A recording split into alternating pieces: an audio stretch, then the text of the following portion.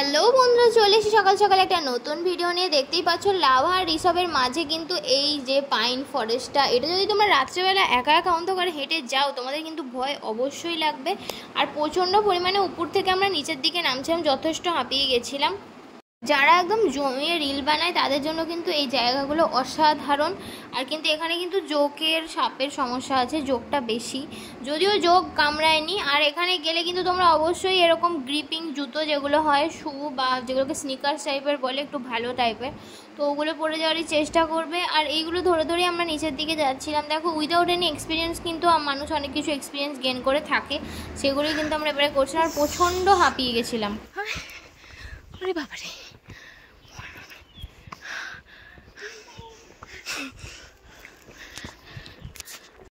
মানে এতটাই হাঁপিয়ে যাচ্ছিলাম যে কিছু বলা নয়। মনে হচ্ছিল যেন অনেক বয়স হয়ে গেছে। তো ফাইনালি আমরা নিচ থেকে আবার উপরের দিকে আসি। নিচ থেকে উপরে আসার সময় কিছুই ছিল না, তবুও গেছিলাম। আর তারপরে কিন্তু এখানে একটা পার্ক ছিল ডেলো, সেটাই আমরা ঢুকবো বলে ভাবছিলাম। আর তার বাইরে কিন্তু বিক্রি হচ্ছিলো ঝালমুড়ি, তো আমরা ঝপাঝপ ঝালমুড়ি কিনে নিয়েছি, কারণ ঝালমুড়িটা দেখে অনেক বেশি লোভ লাগছিল। আর ঝালমুড়িগুলো তো 20 টাকা করে নিয়েছিল। আর ডেলো পার্কে ঢোকার সময় আমাদের একজন মহিলার সাথে দেখা হয়। তো তার মহিলার ওয়েটও ভালো ছিল, মিনিমাম 70 কিলো অ্যাবাভ ছিল। আর ইনফ্যাক্ট তিনি বলছিল যে তিনি প্যারাগ্লাইডিং করেছে। আর আমরা আস্তে আস্তে দেখেছি যে উনি প্যারাগ্লাইডিং, মানে উনি না, মানে প্যারাগ্লাইডিংয়ের জন্য অনেকে বলছিল, তো আমারও তো সাহস আসছিল না। বাট দিদিভাই বলছিল যে ও করবে। আর তারপরে যখন আসলেই উনি বললো, তো আমি ভাবলাম অত বয়স্ক মহিলা যখন করতে পারবে, আমি এইটুকু হয়ে আমি কেন করতে পারবো না, আমি অবশ্যই করতে পারবো। তো যখন ফার্স্টে এইসবগুলো হচ্ছিলো তখন একটু তো টেনশন লাগছিলো, কারণ আমাকে যখন বলেছে না কি হাতে ধরতে হবে এই ক্যামেরাটা, তখন তো আমার পুরাই হাওয়া বেরিয়ে গেছে। তারপর যখন উঠলাম পুরো দোলনার মতোই লাগছিল। আর মনে হচ্ছে যেন সুন্দর করে বসে আছি। এবার যাদের ধরো সেই ডিস্টেন্সের প্রবলেম থাকে তাদের একটু প্রবলেম হলেও হতে পারে। একটু নিচ থেকে উপরে ওঠার সময় একটু প্রবলেম হচ্ছিলো, আর উপর থেকে নিচে নামার সময় আমার কোনো প্রবলেম হয়নি। আর পিছনে দাদাটাও অনেক মজার মজার গল্প বলছিল। দাদাটা বলছে যে এটা কি ফার্স্ট ফ্লাই ছিল? আমি বলছি যে হ্যাঁ ফার্স্টবার। তখন যে তুমি কি জানো যে আমি ওইটা প্রথমবার করছি? আমি বলছি না, তুমি মজা করো না, আপনি মজা করবেন না, এটা কখনোই পসিবল নয়। কারণ ও বলছে যে ওরা এটা প্রথমবার, তাহলে তোমার ভয় একদম শুকিয়ে যাবে। আর ও আমাকে বলছে কি কমফোর্টেবল। আর তখন কি আকাশে গিয়ে কমফোর্টেবল হয় ভাই? ও বলছে হাত ফাতগুলো ছেড়ে দাও, এমনি কমফোর্টেবলি ভালো করে সুন্দর করে উঠে বসো। আমি তো যেভাবে বসেছি সেভাবেই বসেছিলাম, আর নড়িও নি চড়িও নি, কিন্তু মজা দারুণ হয়েছে। ক্যামেরা আমি ঘোরাতে না পারলেও আমি অনেক দিক ঘুরে দেখেছি, তোমরা শর্টসে দিলে সেটা দেখতে পাবে।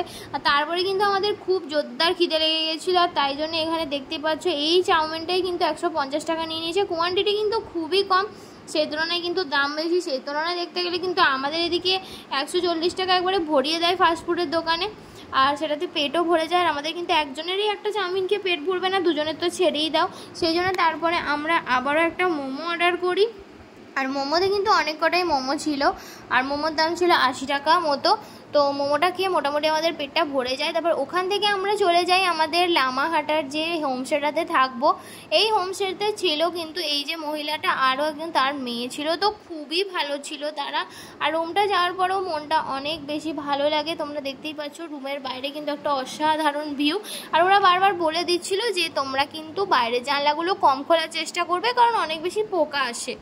তারপরে আমরা ওখানে গিয়ে রেস্ট নিই, আর ঘরটাতে আমাদের অনেক বেশি আরাম লাগছিল, জানি না কেন, মানে অতক্ষণ জার্নি করার পরে তো মানে খুবই ভালো লাগছিল। আর তারপরে ছিল আমাদের এইটা হচ্ছে রুমটা, আর এইটা হচ্ছে বাথরুম। আমি তোমাদেরকে পুরো রুম বাথরুম সবটাই দেখিয়ে দিলাম, কারণ তোমরাও যদি কখনো যাও তোমরাও এগুলো আমাদের থেকে জানতে পারবে। তো তোমরা কমেন্ট করো, আমি তোমাদেরকে সমস্ত ডিটেলস দিয়ে দেবো। আর তারপরে কিন্তু এখানে আমাদেরকে দিয়ে দিয়েছিলো, এটা কিন্তু প্যাকেজের মধ্যেই ছিল। আমি কিন্তু বলেছিলাম দুধ চা খাবো, আর দিদিভাই বলেছিল লিকার চা, তো সেটাই দিয়েছিল। অনেকগুলো চিকেন পকোড়া দিয়েছিল, যেগুলো দেখে আমাদের মন পুরো খুশি হয়েছিল। আর তারপরে রাতের ডিনারে ছিল চিকেন, ডাল, পাঁপড়, সালাড, চাটনি, আর একটা চচ্চড়ি টাইপের, আর মূলো শাক ভাজার মতো খেতে কিছু একটা। সব মিলিয়ে কিন্তু আমাদের দিনটা দারুণ গেছিলো। আর এখানে আমি বাথরুম থেকে ফেরার পরে দেখি ও মা, এ তো কালুয়া ঘুমিয়ে গেছে। কালুয়াকে দেখতে পাচ্ছ তোমরা সবাই, কালুয়া কিন্তু ঘুমিয়ে গেছে। সকালবেলা কিন্তু ঘুম থেকে ওঠার পরেই আমরা যখন বলেছি আমাদেরকে একটু চা দেওয়া যাবে, ও মা ওরা দেখি চাটা আমাদেরকে সাথে সাথে দিয়ে দেয়, সাথে এতগুলো বিস্কুট। আর তারপরে কিন্তু কিন্তু আমাদেরকে দিয়ে দেয় পুরি আর এই আলুর তরকারিটা কিন্তু ওদের ওখানকার একটু ডিফারেন্টই লেগেছে আমার। আর জানলা থেকে নয়, এটা কিন্তু আমরা ছাদে চলে গেছিলাম, তো টেরেস থেকে তোমরা দেখতে পাচ্ছ এটা হচ্ছে গোটা ভিউ। আর সামনেই কিন্তু রয়েছে যে এই যে এখানকার মানে লামাহাটার ইকো পার্ক, মানে আমরা ভাবছিলাম ওটা পাইন ফরেস্ট, ওটা অ্যাকচুয়ালি পাইন ফরেস্ট না, ওটা পার্কেরই শেষের দিকটা। আমরা আবার ঘুরে গাড়ি ওখান থেকে বেরিয়ে গাড়ি নিয়ে, এটাই কিন্তু আমাদের হোমস্টেটা, তোমরা দেখে নাও কত সুন্দর দেখতে, পুরো নবিতার হাউসের মতো। আর বাইরের ভিউটাও জাস্ট অসাধারণ ছিল ঘর থেকে। আর ওখান থেকে আমরা চলে যাই গাড়ি রাখতে, আর গাড়ি রেখে আমরা আবার এতটা হেঁটে আসি। আমরা তো জানতামই না যে আমাদের হোমস্টে থেকে আমাদেরকে সোজা যেতে হবে, আমরা পিছন দিকে চলে গেছি। আর এটাই ছিল সেই পার্কটা। আর পার্কে যাওয়ার পরেও কিন্তু আমরা ভেবেছিলাম কি উপরে একটা লেক আছে, আর আমরা মানে শুনে এসেছিলাম যে উপরে একটা লেক আছে, যে কারণে দেখতে পাচ্ছ আমরা অনেক উপরে উঠেছিলাম, অনেক উপরে, মানে ওঠাই যাচ্ছিল না অত উপরে। আমাদের সাথে আরেকটা ফ্যামিলি টাইপের উঠেছিল, যেখানে একটা ছোট বাচ্চাও ছিল, দেখতেও পাচ্ছ আমাদের পিছনে পিছনে এরাও উঠছে, কারণ ওরাও আমাদের কথা শুনে ভেবেছিল কি উপরে একটা লেক আছে। আর এই দেখো সেই ছোট্ট বাচ্চাটা, ওকে আমি তুলে দিয়েছিলাম। অনেকে চলে যাচ্ছিলো কিন্তু আমরা লেকের আশা কিন্তু ছাড়িনি, কিন্তু আমরা ফাইনালি জানতে পারি উপরে কোনো লেক নেই, তাই জন্য আবার আমরা উপর থেকে নিচে নেমে চলে আসি। আমি পায়ে কিন্তু ক্রক্স টাইপের জুতো পরেছিলাম, যে কারণে আমার অনেক প্রবলেম হচ্ছিলো। লাস্টের দিকে নামার সময় আমি খালি পায়ে নামি, কারণ আমার পক্ষে পসিবল হচ্ছিল না ওই জুতোটা পরে নামা। আর আমার মতে সমস্ত জায়গায় তোমরা শু আর ক্রক্স দুটোই ক্যারি করবে, কারণ পায়ে অনেক বেশি প্রবলেম হয়। দেখতেই পাচ্ছ আমি এখানে একবার স্টাইল করে ঘুরে নিলাম। এটাই ছিল আজকে আমার ড্রেস। আর আমার ড্রেসগুলো কোথা থেকে কিনেছি সেগুলো জানতে চাইলে তোমরা আমাকে বলবে, তোমাদেরকে বলবো। আর আমাদের ডান দিক দিয়ে কিন্তু অনেকে আবারও যাচ্ছিল যে লেকের খোঁজে। আর এটাই ছিল আমার জামাটা একটু উড়ে যাচ্ছিল। আর হঠাৎ করে আমি নিচ দিয়ে নামার সময় দেখি বড় মামার সাথে দেখা। বড় মামাকে বলি আরে বড় মামাও চমকে গেছে, আমরাও চমকে গেছি। তো বড় মামা বলে চল মামিমার সাথে দেখা করবি চল। আর এইখানে কিন্তু আমরা একটা গ্রুপের সাথে পুরো দেখা হয়ে যায়। ওই দেখো বড় মামিমা এখানে আমাদের সাথে সবার আলাপ করিয়ে দিচ্ছিল, সেই জন্য ক্যামেরা ঘুরিয়ে দিচ্ছিলাম। আর তারপর এরা সবাই মিলে কিন্তু বড় মামিমার সাথে ঘুরতে গেছে। আর আমরা বলেছি কি সবার সাথে একটা সেলফি তুলবো, আসো। তো সবাই মিলে চলে এসেছে, এরকম ভাইও চলে এসেছে। এখানেও কিন্তু অনেক মজা হলো।